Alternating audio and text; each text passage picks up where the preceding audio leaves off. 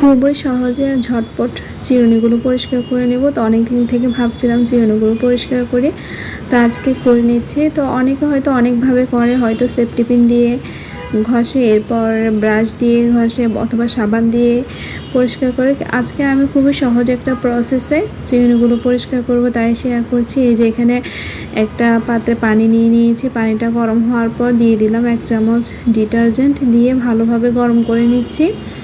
গরম হওয়ার পর এখন চিরুনিগুলো দিয়ে দিব, দিয়ে এই গরম জলে একটু নেড়ে চেড়ে দিব।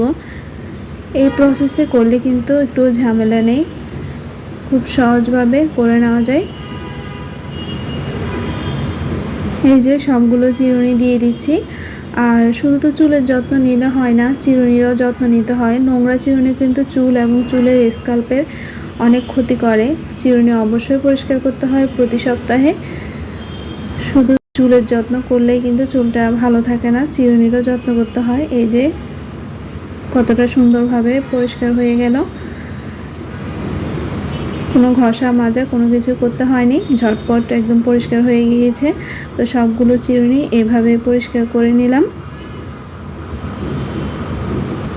তো এই যে সবগুলোই কত সুন্দরভাবে পরিষ্কার হয়ে গেল, কোনো রকম ঝামেলা ছাড়াই। তো এভাবে আমি চিরুনি পরিষ্কার করে থাকি।